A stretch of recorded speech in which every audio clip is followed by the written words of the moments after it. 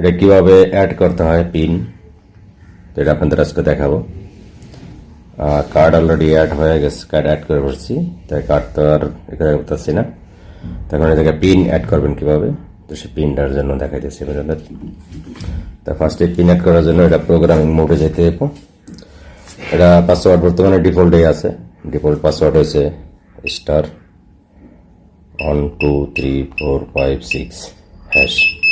এখন এটা প্রোগ্রামিং মোডে আছে, তখন আমি দিয়ে দেবো 1 2 স্টার,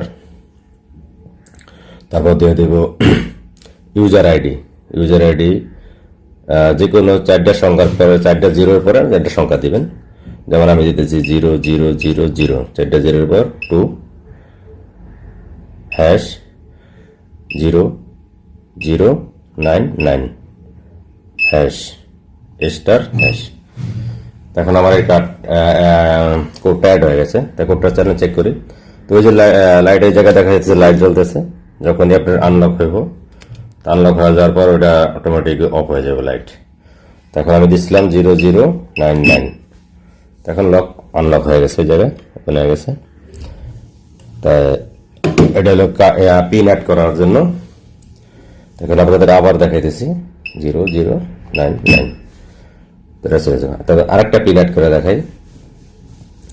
তো এই জন্য ফার্স্ট ইয়ারে চলে যাবে প্রোগ্রামিং মোডে। তা প্রোগ্রামিং মোড অন করার জন্য স্টার 1 2 3 4 5 6 হ্যাশ।